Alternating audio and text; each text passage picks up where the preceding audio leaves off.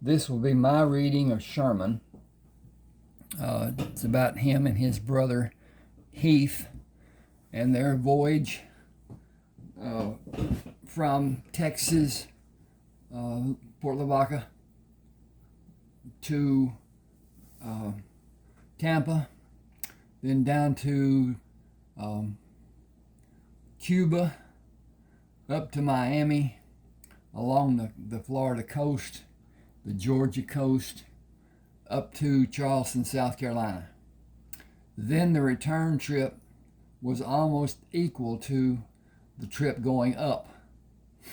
They loaded again in Cuba, went to the northern part above the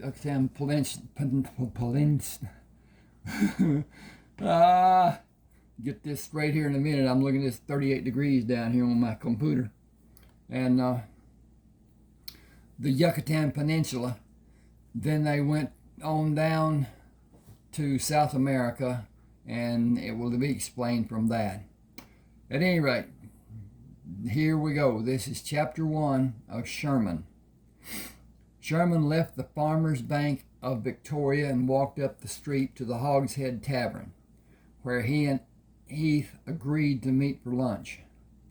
A man near the wall at the fourth table raised his hand to gain Sherman's attention and stood for Sherman to see him. "Are you looking for Heath?" "Yes. We planned to meet here for lunch. Where is he?" "I am Jack Kelton." Heath went back to the dry goods store. It seems the young lady gave him too much change, and he is returning it. He came in and found the place full and stood at the bar for some time looking for a place to sit. I invited him to sit with me as my table had the only seats remaining. This is a very popular place to eat, and having drinks that are served as well makes it even more inviting. Please sit. Excuse me just a second. I need to check this, make certain it's all going the way it needs to be going, and it is. And so, Jack moved the chair away from the table to sit when Sherman sat in a chair away from the wall, facing Jack. "Heath will be back in a few minutes. He and I already ordered. We talked a bit. He told me you both have been educated in navigation and drilled in life aboard a ship. I am the representative for a ship owner, and I am in the unwanted position of having opposition from the shipmaster and the first officer. They are both lacking in deportment of their positions. The first officer spends more time in his cabin than on deck. He is a harsh disciplinarian. He leaves the ordering of duties to the second officer until he feels the need to scream at some unlucky soul. I have often wondered if he can read a map or actually navigate a correct course, or if he is just guessing and making corrections as it is needed. There have been so many near misses and complete failures. The ship does not sail into a harbor in a straight approach, but follows the coastline until it reaches the harbor. I believe the crew is overworked because he is so lacking, and it makes everyone surly. Then he punishes those men he believes are disrespecting him with a vengeance that is not needed in a respected officer. I do not feel he exercises intelligence in executing the position he holds, but he is the only person aboard ship who can claim to have experience in navigation. I have never seen him do a chart. If he does prepare one, it is done below decks and away from anyone seeing him do it." Sherman frowned. "I find it difficult to envision someone sighting and calculating and not charting the following by checking the accuracy and by checking again in a few minutes and following by checking again inside an hour before he is assured of its correctness, even at night. How can you plot a course at night without using the sun?" "That determination is easily done with or without the sun, as determining time using the position of the sun of the heavens objects is easily done. There are variances, and it will determine how accurately navigation is done. An accurate course must be laid out in both instances and charted, followed by doing another sighting and calculation to check the accuracy of the first calculation. Otherwise, it is, as you said, just guesswork. Just as I had long thought it to be true, he does not do his work because he does not know how to do it properly or correctly. I will replace him when I have a qualified man, and I will savor doing it. I will absolutely love doing it. I will replace him after you take the position of second officer and command the deck. Will you take the position of second officer? Heath will be third officer, and the ship can be made right top to bottom. Sherman drew a line on the table with his finger. I will only if I have complete control without interference of someone less knowledgeable than me or Heath, and only if you will allow both of us to teach you to navigate by showing you practical application along with our writings. You might be able to take our writings and start navigating today, even without our help. A ship should always have more than one person navigating for the sake of safety. Part of the requirements for an English officer to advance in rank is the ability to accurately navigate. The Spanish are notorious for having several capable officers and going into battle with the loss of all of them as a result, leaving no navigator. My father rose from captive deckhand to commanding officer after such an occurrence, and he was rewarded with land grants in East Texas and here from the King of Spain. When can you be on board? I made a stipulation, not an agreement. Contracts for both Heath and me, scope of duties for both of us, privileges for us as well, payment in gold, and the ability to have my own equipment to use with spares ready in case they might be needed. I will go over the ship and suggest changes where it is needed. I will make changes as I see to be of benefit to the working of the ship and of the ship's crew. If it should be that conditions on the ship are intolerable, we will have written permission to leave at our discretion. Is there something specific about your equipment that you desire, better or different than what is on the ship now? You will need to come to the farm and see for yourself. I am not at liberty to say at this time. Jack pushed back from the table. I have completed my business here, and I have 3 days before the ship leaves for Tampa. The equipment will be needed for us to come to terms that are agreeable for all of us. Not so much as you may think. I am the representative of the ship owner. I speak for Mr. Kalb. I have authority to negotiate for him. We are already in agreement of the need for competency, and I believe both you and Heath are competent. Sherman looked at Heath making his way to the table. Heath does not want to command the ship. He will never discipline in a needed manner. He may pick someone up and throw him across the deck to get his attention and scare the daylights out of him, but he will guard against ever physically hurting another human. I operate under the belief that a person should have, this is Heath speaking. I operate under the belief that a person should be exactly what he asked for, should have exactly what he asked for. Heath pushed on Sherman's arm. Let me sit there.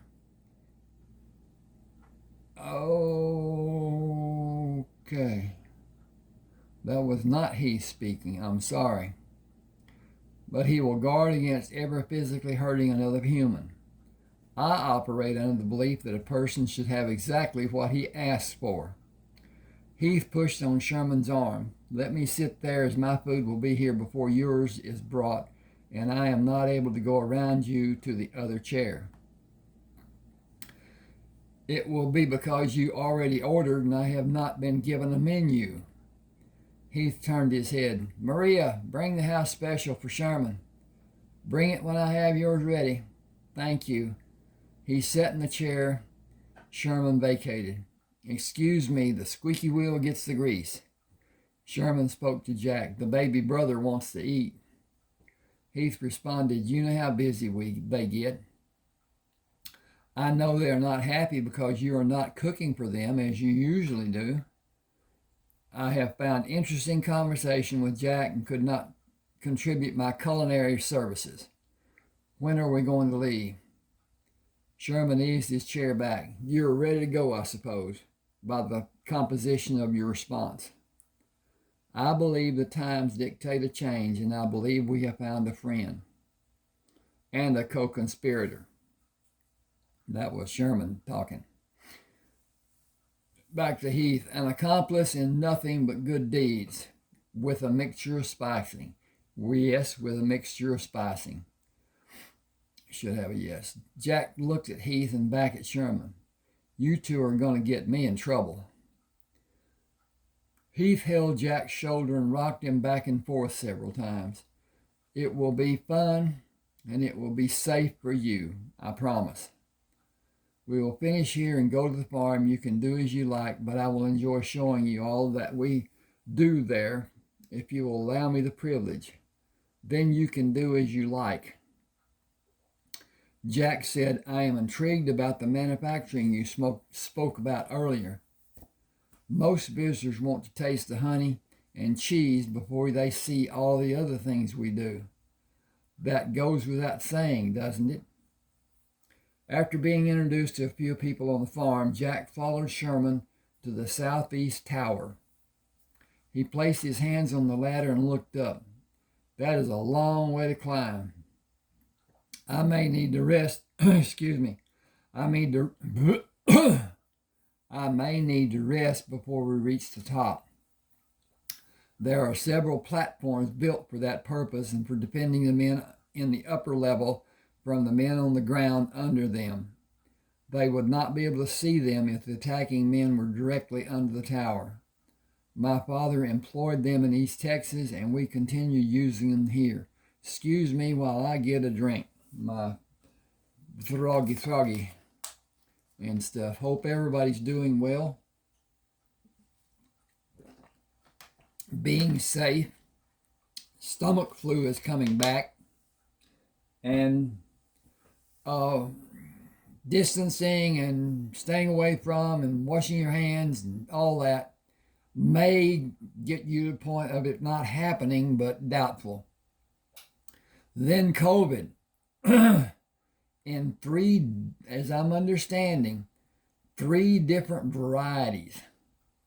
Mutations have happened.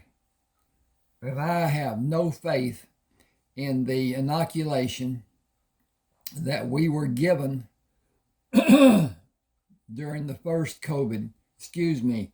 The inoculations that we were given in the first shutdown that we had and whatever. I got sick from the second one. It wasn't illness exactly. It was that phase that you get in when you're first becoming ill, the off-centeredness and the stuff that happens and whatever. But at any rate, staying away from people is the best thing.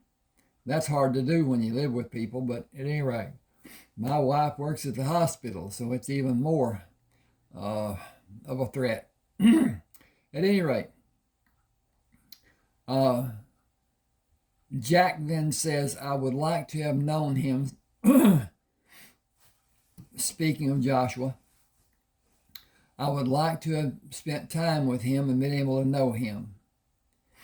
After a fashion, you already know him. Heath displays so much of his characteristics, and I do as well. My stepmother, along with my 2 sisters and father, were killed before we came here. I am sorry for your loss and for theirs.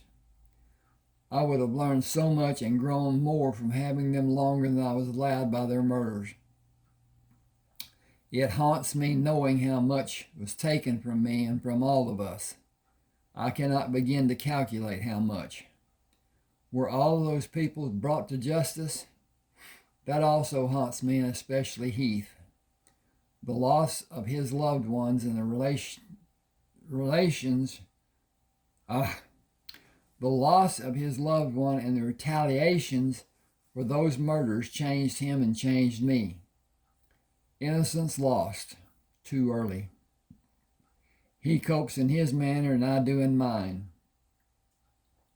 We went in different directions in developing afterward and became different people, molded by the effects of all that happened until that time. The depth of change robbed us each of our younger selves. We were robbed twice, and our lives were forever changed and continue to be affected by the murders. We were all killed in some manner or another by cause and effect. My father was the guiding light in my life, and I was forced to take his place when he was murdered. I lost my childhood by those vicious acts and those that followed. He is still the balancing force in my life. He is forever with me as I'll always hear his voice. It is telling me now to stop reliving the past and climb to the top of the tower, and for you to go slow and breathe normally as the air is not so heavy at the top. I will follow you. Jack stopped to rest twice before reaching the top platform. You can see for miles up here. Sherman adjusted the height of the glass and positioned it to view the town of Port Lavaca. Got to change. Okay. We are too far away from Port Lavaca to have clear vision, but even blurred, you can see the shapes. The buildings hide the port, but you're able to see the main mass of the three ships. Jack exclaims, "That is close to 20 miles away." Clear vision due to the height of the tower and magnification of the glass. I will have one on the ship because it will give us the advantage of seeing another ship long before that crew will see us. We will steer away from another ship for our safety. I insist on both if I am to direct the daily working of the ship. We will maintain safety at all costs. Sherman, I represent Mr. Cowden. I will always bow to your wishes and leave the directing of the ship to you and Heath's capable hands. Sherman shook Jack's hand. We make a good team, all of us. Put it in writing as an official contract. Sherman left written instructions for William to follow during his and Heath's absence. You know everyone's needs. Take care of them and take care of yourself. I do not know how long we will be away. Both Heath and I have the desire to see different parts of the world, and we will never have the opportunity. Wait a minute, back me up. Both Heath and I have the desire to see different parts of the world we will never have the opportunity to see if we never give ourselves that chance. Tyndall Pierce will continue coming to Port Lavaca for our consignments and trading. He asked if you would mind him visiting the farm. He specifically wants to see my horse breeding operation. It may be that you will be needed in East Texas operation. It will be your choice to go or not. Your family is here. We are your family and will forever be. I fear you will trust too well and have a confrontation. I fear you will trust too well and have a confrontation with your original family that will end badly.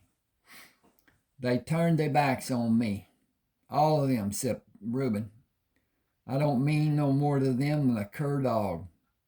They is downright mean. Paul turned his back on all the people helping him and me.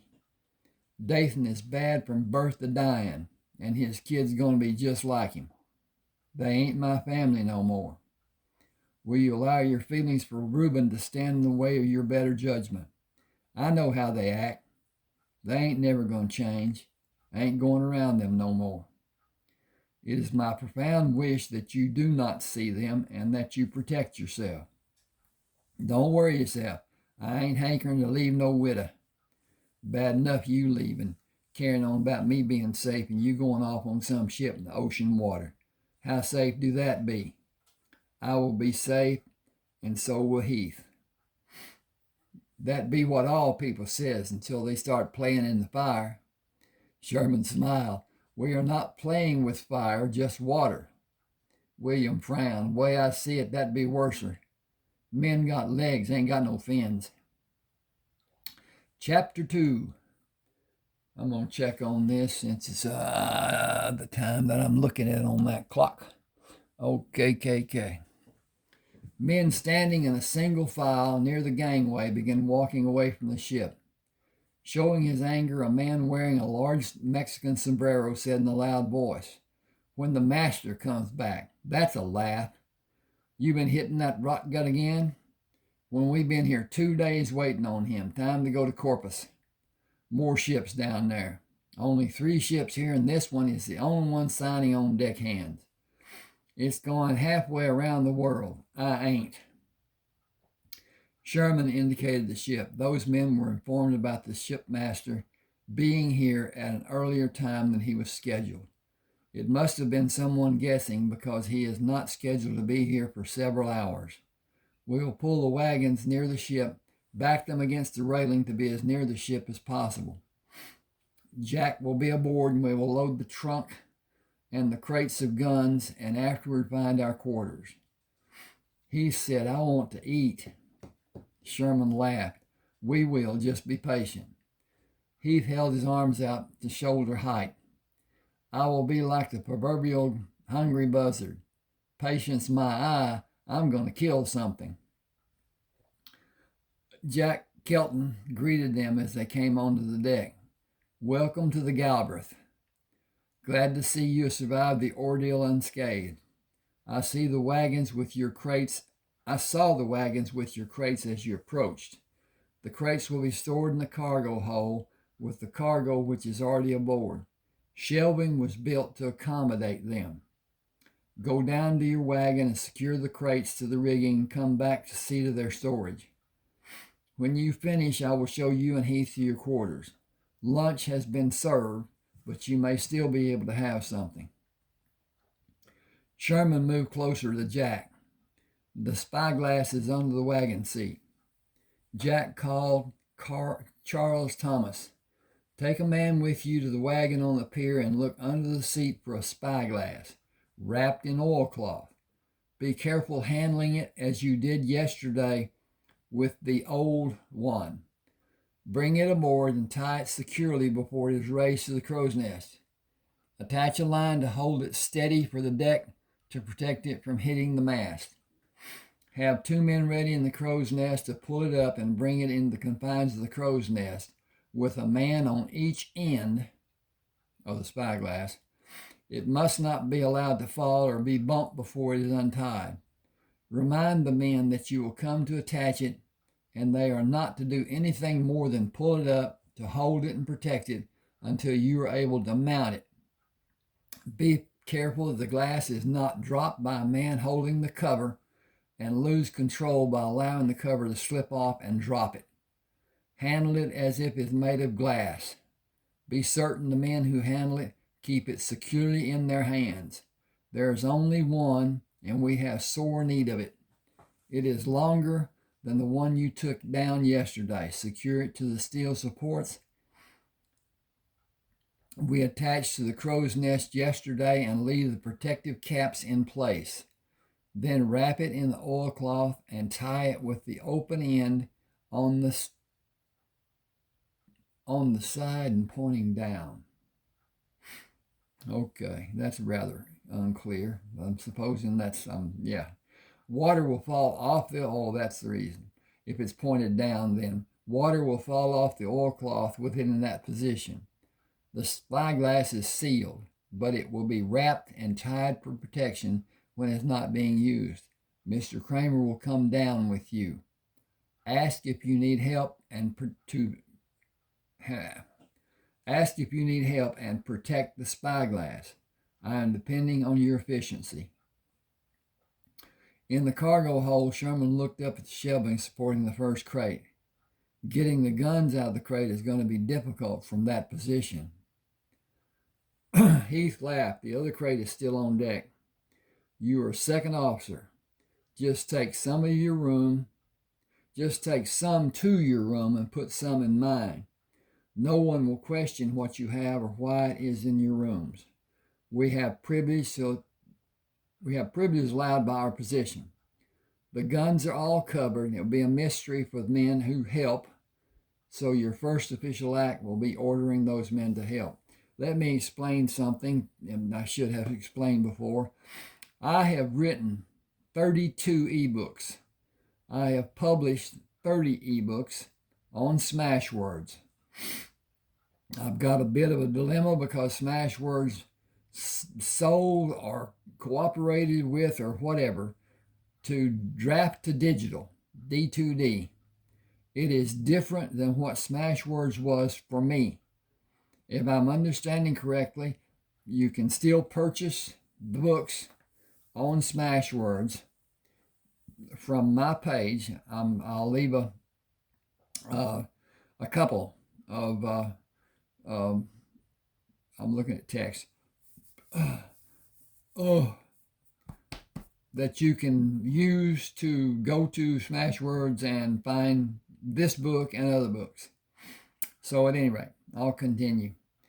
Hell,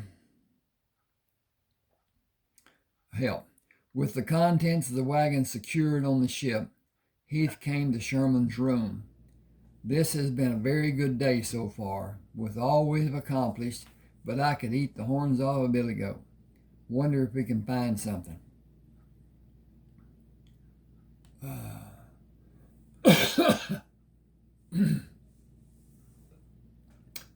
I do not wonder, as it been several hours since we last ate, but I have never known you to not be somewhat hungry.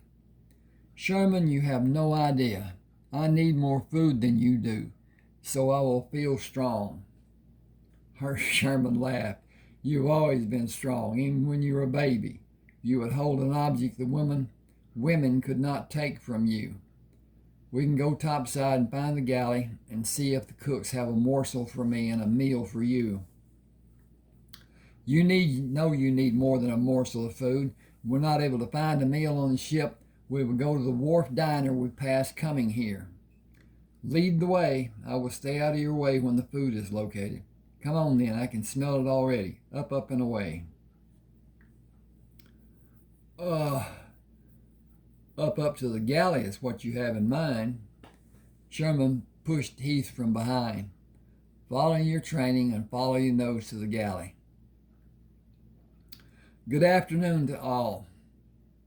I am Mr. Kramer and this is my brother. I am the second officer and he is the third officer. We were not on board for the noon meal. Is it possible to have a bite to eat? Sir, good afternoon to you both. Not much left from lunch, but I will gladly send a man to the master's cabin. The master is off the ship and Sanchez will have something, I am certain. Sherman smiled. It will be taken as a kindness. Nelson, if you will, on the double. Be right back. Thank you, Nelson. Mr. Kelton said you would be aboard today, Mr. Kramer. We need officers like the two of you, sir. If you don't mind my saying so, Mr. Kelton has praised you both. His conversations usually lean toward his female conquest and other humorous topics, but he was excited about the two new officers he met and talked about the future changes aboard the ship. My guess is you will bring order to the deck where it has not been before. Excuse me just a second, please. I got to look at this, and so really, okay. The first officer yields a rock-hard and unforgiving. I need a pair of that. I don't need that. All right. The first officer yields a rock-hard and unforgiving hand. One man was flogged because he drank water out of turn. He is part of the sail crew and just hurried to get up. Mr. Telwig stopped him on deck and said he had only just gone to the line to drink and asked him did he drink out of turn. When Ashburn said he was in a hurry to go aloft and did drink out of turn, Mr. Telwig said he broke the rule and gave him 8 lashes. He had Partridge keel hauled a few weeks back because he did not salute. He has not been the same since that happened. Stays to himself and frets. Said he wanted to go to the loft and never come down. He is known to weep at night. Personally, I think he is one step away from committing suicide. I may be lashed too by saying it is so, but it is all too harsh and unnecessary. We have a good lot of hard-working, honest men on board, with hardly an exception. He held his hand and shook Sherman's hand, then Heath's. My name is Ned Carson, sir. Be glad to serve you in any way you may need me. I run the mess, but I'm not a very good cook, so I leave it to those who are more able. Mr. Carsden, that is information I'm glad to be aware of. Is coffee available? Yes, sir, but you can't call me mister. I'm no officer.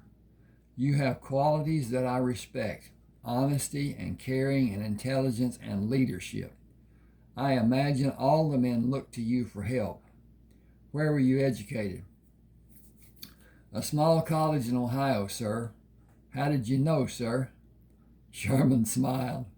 A greater need for your talents may be somewhere outside of the galley. I will address you with respect by use of Mr. as I consider a sign of respect. I need all hands to be aware that I am as you are, honest and caring, but also commanding. I want help with evaluating any hand who is aboard who is less than desirable to be near. Not as a personal preference, as that would leave us all on the wharf. Bad-tempered, quarrelsome, given to excessive drinking, unsavory, unwholesome, unsanitary, and just unfavorable in any way. That person will not be aboard when we shove off. The crew will be as pleasant as I can make it. Concerning you being addressed as Mr., I am second officer and command the deck. I have the privilege to call anyone Mr. if it so pleases me. Mr. Telwood will not allow you that privilege, I'm certain. Ned, we will breach that wall when we come to it. Sorry to say so, sir, but I could be in trouble if Mr. Telwood hears you address me by use of anything more than my last name. Let me deal with Mr. Telwood and help me with having an efficient crew. We will start with the smallest problems and work up to the largest. Tell me about the crew. All good, hard-working men. But there's one man you cannot rid us of, as much as I wish it. Randall Cornish is engaged to marry the ship owner's niece. He is a crewman, but he is treated as well as any officer. Even Mr. Telwood gives him more privilege than he should. There are several people I would say are loners, somewhat different but good workers. They are men who are likely to stay to themselves, but none who are quarrelsome except Cornish. Let me explain the fact that YouTube has a time limit on length of videos. I'm not certain what that is. I'm concerned that I might go over on mine. I've done one that was over an hour long and it was accepted. So I'm concerned about that. Their rules are stringent. They can be harsh. And communication is slight. But at any rate, I keep checking the time on the phone to see what's what. At any rate, here's going on. Sherman and Heath moved through the ship to be assured of its worthiness to travel in open water. After 2 hours of kicking, hammering, and observing, they made their way on deck to meet Jack. Mr. Armbruster will see us in his cabin. Randall Cornish lounged in a chair with one leg thrown over the arm of the chair, talking to the master, and continued talking until Jack interrupted. Cornish, we have ship's business to discuss. He laughed. It will not bother me. Go ahead.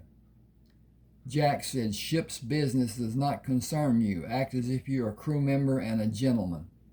"But Kelton, I am acting as a crew member and as a gentleman.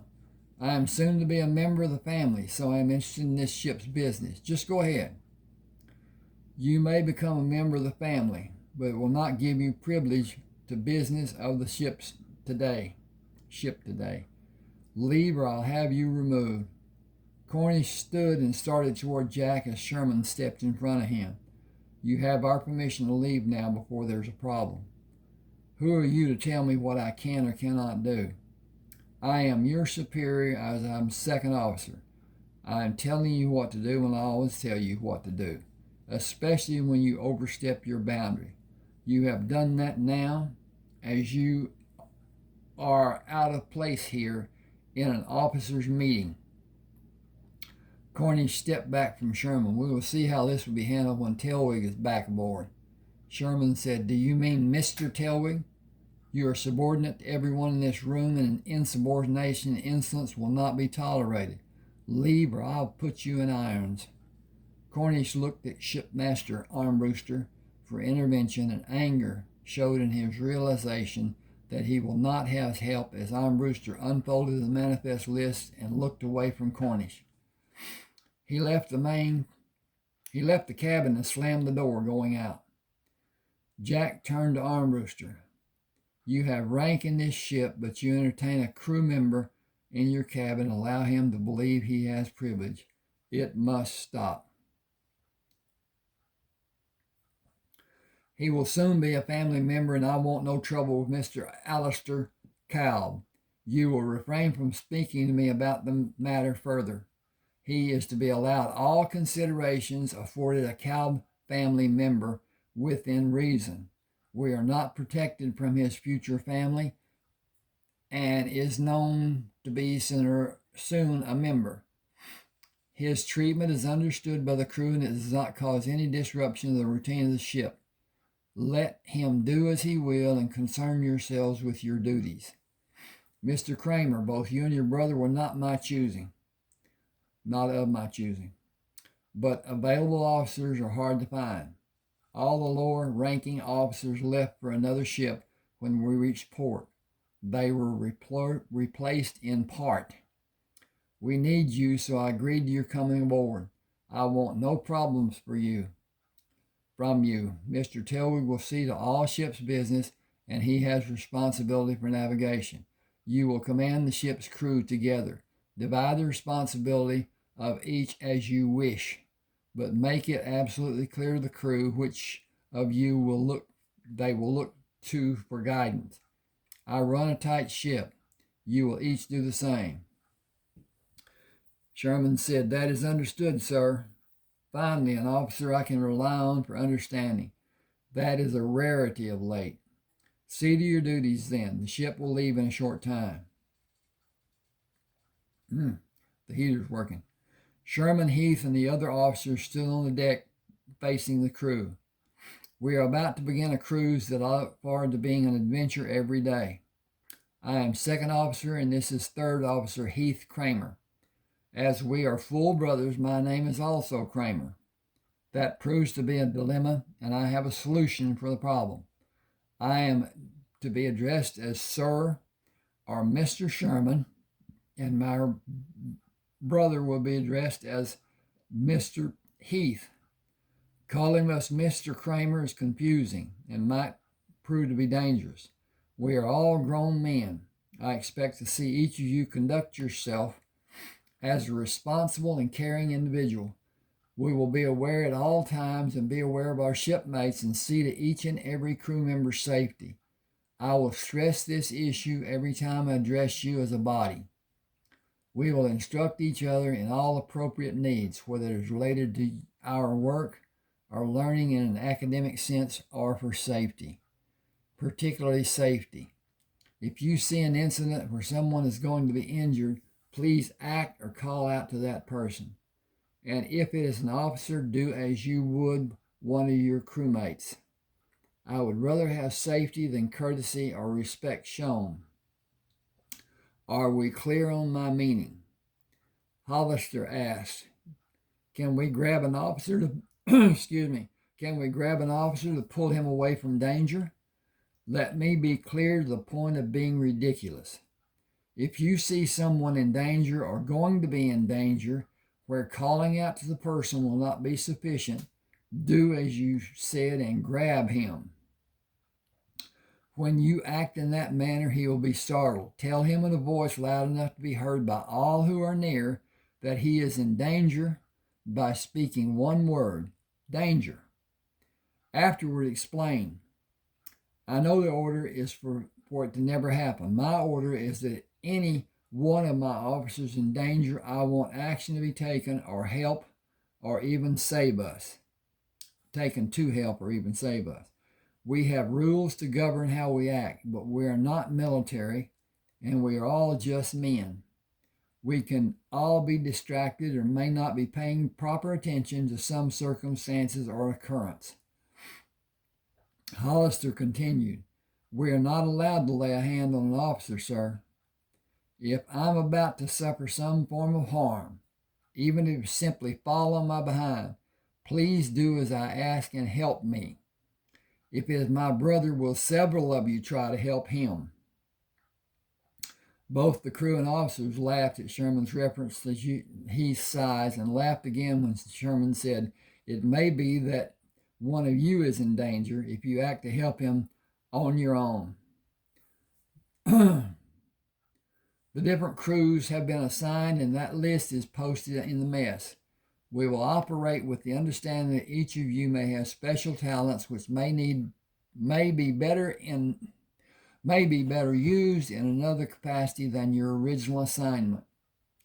Go to the mess and have one person read the name of the crewman and tell what his post is. Come back on deck and we will sort out how all of us may best be served. Sherman addressed the crew when they returned to assemble on the deck. First, I want a show of hands by anyone who is not comfortable going up to manage the sails, or if you are in that crew. It is no disgrace and not cowardice. Many people who are able to climb are not adept at certain heights or in the wind or if the ship is in heavy seas. I enjoy being aloft, and if you're not able to find me, please look for me there. I will often relieve one of the lookouts, both to help in that manner and to have a better view of the water around us. Down to business. Since we're talking about up and down, is everyone securing the posting done for you? Trowbridge shook his head. I'm a cook and have a deckhand assignment. Sherman turned to Heath. How is that done? I'm not sure. Did someone read the crew assignment roster? Jameson held up his hand. I read it, sir. Did you read the crew post assignments or the general quarters assignments? I read from the first sheet on the left. That clears it up, as the post assignments are on the right where new postings will be hung as it is needed, and general quarters will remain hung on the left. I will go down with all of you to see what needs to be done after quarters has been dismissed. Sherman continued, that can be done after ship is underway. I want communications for everyone. I do not expect any of you to be silent through the day, and I encourage each of you to do as it pleases you while you are working, but keep it within reason. Your officer will always be in an area you are in on deck. Look to him occasionally. The sail crew is given every freedom and they conduct themselves with the decorum required for doing their job. Discipline will not be overlooked, but it will not be harsh if it is not warranted. I want a happy and healthy crew. If something is needed, you have my permission to speak to your officer about speaking to a superior officer. Follow the chain of command, but please save my brother from falling on his butt or worse, falling on me. At all times, use good judgment. The chain of command is placed to reduce confusion. Lack of communication is confusion. and we will concentrate on communicating first. All of us have duties. All of us are able to expand our knowledge of those duties. We are first men. Let us be honorable and help each other. Let us be human and recognize our need to improve. Let us work as a crew, united for the good of all of us. First, safety. Second, communication. Third, fulfilling the duty assigned to each man. I command and I have officers under my command to help me. You each have an officer or officers to direct and help you. Respect will be given both ways. We all need each other. We have orders to protect our basic needs, but there will not be more harsh punishment administered for minor infractions. Today, sail crews will drink to speed the deployment aloft. A second water barrel will be placed to also speed refreshment. There is no need for rationing as the time for traveling to Florida is short. Consider safety our major goal. All protocol and respect is second to safety. I am in charge of the deck and I will exercise and control this crew. None of you need fear me or any officer in our crew. Look around you. Every man standing with us is a brother. What extreme will you go to fight for your brother? We will act accordingly. I will need to have my attention centered on command, but exercise prudence and call out to me or Heath if there is a need. Life aboard a ship is difficult enough without fear. The only fear any one of us should have is missing a meal. The time has come to lower the boats and shove off. Excuse me just a second. Time to check this stuff. Okay, we got time. We will make do with what we have, and if someone does not know his post, tell one of the officers and you will be directed. Officers, take your position and lower away. Deck crew, stand by to cast off lines when the dock crew is ready and has slackened the lines.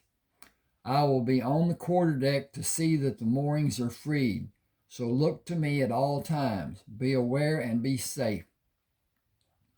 Sail crews, wait for the ship to clear the dock, and the boats are pulling away before you go up to prepare to drop and set the sails. Try to help each other and communicate with each other. If you are new to your posting, talk about what you are doing and about what you need to be doing. None of us is perfect, but we can do our work perfectly if we have a perfect knowledge. My command will always be a teaching and learning experience, and our treatment of each other will always reflect caring. Let us all work together so our time together will be pleasant. Nourishment for each other goes farther than just having food to eat. Deckhands, stand by the rail to be ready to go over the side and man the boats. Officers will assign boat crews from the ranks of the deck crew. Boatswains, assist new crew members. Boat crews, follow orders exactly and work together to lessen the effort needed for everyone. Efficiency reduces effort. As a crew, work together. Lookouts, take your post. Look to your safety and the safety of our crewmates. Break from quarters and man your post. All hands turn to. A resounding "Yes, sir" rang from the deck as the men moved to their posts. Mr. Blaine, please go to the master's cabin and inform Mr. Armbruster and Mr. Telwig preparations being made to cast off before you go aloft. Yes, sir. Heath took a position overseeing the 3 boats being lowered to tow the ship away from the dock. Sherman moved to the quarterdeck to supervise the lines being slackened by the dock crew to allow the crew of the Galwerth freedom to remove them from the chocks and drop the lines from the ship. Sherman watched as each of the 8 hawsers were given slack from the moorings of the dock. He called to the dock hands, "Casting off lines." Line crews, listen up. Cast off number 2 line. Cast off number 7 line. The number 2 line and number 7 line were dropped from the ship and reeled into the dock by the windlasses. Sherman continued, cast off number 3 line. The dock taking in number 3 line suffered a broken lever as it was pulled to windlass the line in. Work stopped until a new lever was retrieved. Cast off number 6 line. Cast off number 5 line. Cast off number 4 line. Cast off the stern line. Cast off the bow line. All lines cleared of the ship. Mr. Heath, order the boats. He shouted, boatswains to your helm, haul away all boats. Sherman called up the crow's nest, Mr. Blaine, do we have a favorable wind? Wind is in the starboard side, sir. Tell me when it is near our aft. Aye, sir. Sherman climbed hand over hand up a line to the top of the aft mainmast and sat with his legs on either side of the upper spar with his right foot looped in the netting. Wind is coming around from the aft, sir. Thank you, Mr. Blaine. Blaine jumped from surprise at Sherman being so near. Scared me out of 10 years' growth, sir. You were busy doing your job, Mr. Blaine. Carry on. Aye, sir. Sherman signaled Heath, who turned to the boats. Boatswains, back oars. Drop tow lines and turn your boats. Deckhands, pull in lines and stow all tow lines. As the third boat became clear of the water, he called, sail crews, man your post. Second officers aloft. Telwig hurried to the deck and shouted, Mr. Kramer. Heath was assisting the boat crewman returning to the ship and did not turn to face or salute Telwig. Heath also shouted, yes, sir. Telwig shouted, Mr. Kramer, you will damn well salute when I address you. I am busy helping the newer crew members, sir. I will salute you when they are all safely aboard. He shouted, report to me immediately. I'm a little busy, sir. Again he screamed, get over here now, Mr. Kramer. Sherman came down the line and stepped onto the deck. May I be of service, sir? I will have him disciplined for his actions. Sherman began walking toward Telwig. I was assisting the sail crew, was not on the deck. Perhaps we should address this problem quietly away from the crew. I want him disciplined. Sherman stood in front of Telwig. I will speak to you in the master's cabin. You think to give me orders, and without respect of addressing me as sir, you think to... You're on my deck and shouting at an officer under my command. I am the deck officer, and any request you may have will be at my discretion. Telwig shouted, I am your superior. I am not making a request of you. I am giving an order. I want him disciplined. Sherman took his upper arm in his hand and squeezed. Come with me to the master's cabin. Randall Cornish shouted, do you need assistance, Mr. Telwig? Without looking, Sherman said, restrain that man. Do not harm him, just stand in his path. Armbruster stood as Sherman pushed Telwig into the cabin and Randall Cornish followed. Armbruster asked, what is this? Telwig started to speak as Sherman said, Mr. Telwig does not understand the chain of command and as it applies to the working of the deck. He speaks to only me, and he will never again raise his voice to any crew member. He turned to Cornish. 2 days in the brig without food or water unless you quietly leave. Cornish looked at Armbruster, who had nodded toward the door. Sherman watched Cornish leave and turned to Armbruster. Am I second officer? Yes. I could ask many questions, but I will simply defer to you and allow you to inform Mr. Telwig of his duties, and tell him to see to his duties and leave mine to me. Jack came in the cabin. I heard shouting on the deck. Was there an alarm? Sherman looked at Jack. That is the present problem. There was no harm, and our leaving port was going very smoothly for any seasoned crew. Ours is not seasoned, man or officer, yet each man was performing admirably, except Randall Cornish, who seems to think he owns the ship rather than believing he's even a single duty. Excuse me. He will work as the other crew members do, or I'll put him on the board. Telwig shouted, you will not. Jack looked away and then while speaking softly. He is in charge of the deck. He is responsible for any discipline. Any orders for this ship will be channeled through Mr. Sherman Kramer. If either of you want Randall Cornish aboard this ship, he will be as he signed on, to work as every other crewman does. He is not a family member with privilege. He is simply a working seaman.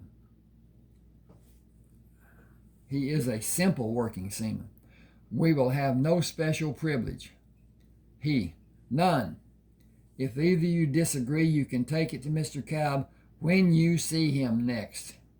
I have wanted for the longest time to correct many actions I have seen done on this ship. I have just at this moment come to understand what will be best done for this ship and for my sanity. I stood by and silently watched things happen on this ship that will not happen again. A good man was treated inhumanely because he did not show respect and salute. He might have injured another man if he had stopped to salute. I am ashamed that I did not stop it when it happened. Telwood, your navigational abilities totally evade me. Your lack of concern for the men is barbaric. Your manner of directing men is deplorable. Your sense of caring simply does not exist. It is completely devoid of any degree of kindness. You will be put off the ship when we dock in Florida by my orders. You are relieved of duty. Mr. Armbruster, you can follow him if you like. He raised his hand. Not a single word from either of you or your voyage to Florida will be spent under house arrest. Mr. Sherman, I believe your place is on the deck. I will join you after I take a few minutes here. Jack dismissed Telwood.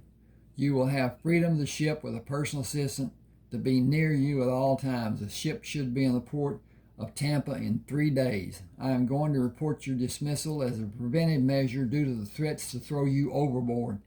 Come on deck and Heath Kramer will assign your personal assistant. Do nothing that will require his reporting your action to me or Sherman Kramer. If it happens, your freedom on this ship will end, as your safety might also end. At one time, I believe Cornish was the most hated man on this ship. You have surpassed him in leaps and bounds, and I had a part in allowing it to happen. I will have no more. I will not allow you to cause harm to another poor soul on this ship. Sherman called the crew and the deck to gather near him. Just a quick word. I am first officer. Mr. Heath is promoted to second officer, and Mr. Telwood will leave the ship when we reach the port of Florida. Quiet now, no noise. We will celebrate later. See to your duties and follow normal routine. Make doubly certain that all is securely tied. The Gulf can exhibit anger at times, so we will be ready. Every man remain with a crewmate. At no time is anyone to be alone when topside on this ship. Heath, I am going aloft. There is much for the crew to learn, and for me also. Keep watch on Cornish. Tell Jack where I am for him to come up also, if he is brave enough to climb. Tell him to watch for fraying of the ropes. Heath asked, what will I do about Cornish? Nobody will stay with him. He will not allow anyone. You are absolutely right. Have him watched. We will do the best we possibly can. Jack came on deck and stood watching the crew busily working. He noticed the smiles of all the faces he saw as he walked across the deck.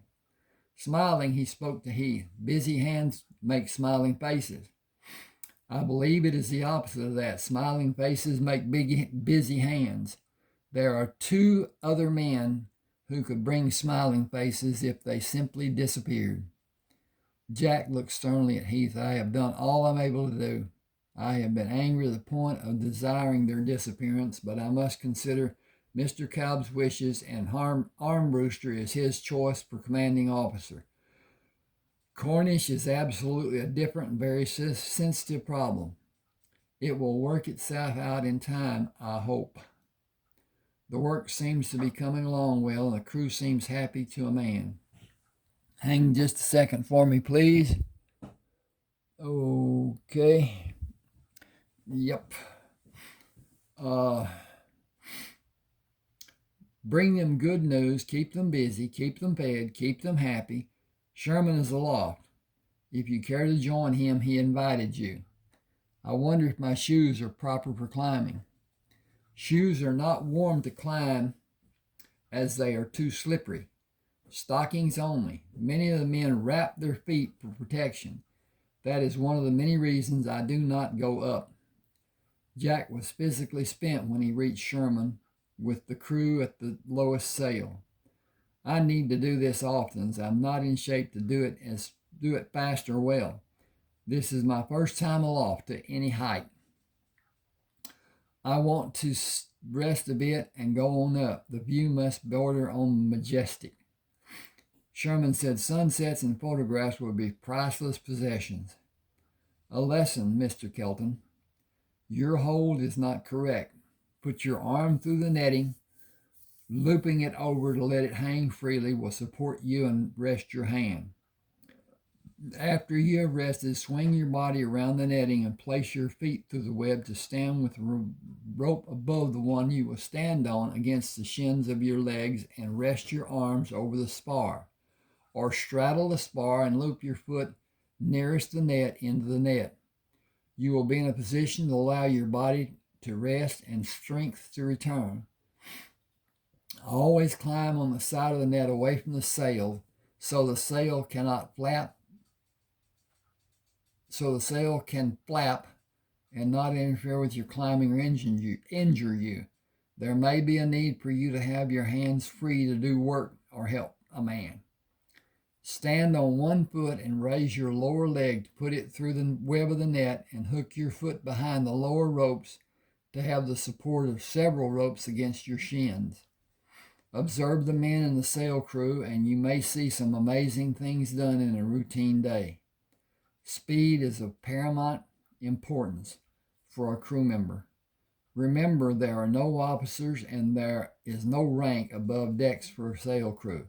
It is usual routine, and the wind dictates the need. When need is met, routine is another waiting game. Once sails are properly set and tied, the crew will descend because the weight of their bodies will hinder progress of the ship and efficiency of the sails. And it is okay. Jack asked, what are of the lookouts? Doesn't their weight hinder the action of the ship? Sherman swung his body to the offside of the net. Yes, but only to a small degree. They are there to keep the ship safe, and they are absolutely necessary. Near the shoreline, bars of earth and coral reefs are a danger. Rogue waves will be steered into, or the ship will roll and capsize. Or the ship might roll and capsize. A ship or boat not having a lookout and another ship not being attentive is a danger the ship must be made aware of. Once alerted, course change will be made and we will navigate away from the danger. Privateers operate in different parts of the oceans, and we will steer clear of them and run if it is needed. Open water is needed for it to be done. The lookouts are needed at all times for the safety of the ship. They are our first line of defense. They stand a 2-hour watch to help keep them attentively sharp and fully aware. I have several requests for you to entertain. I will promote Ned Carsden, who runs the crew's mess, to ensign. He will be in charge of ship stores and the mess. An officer should have that responsibility. The sails are not positioned to have peak efficiency. Moving the forward mainmast sails from the positions they are now in and placing rigging for extra sails will give the ship more speed. How can that be done? Extra sails may be a burden to the smaller masts, but the two mainmasts will support more sails and rigging them will be simple. Look at the positions of forward sails in respect to catching wind. The wind passes through both the mainmast sails at the same point, making the forward sail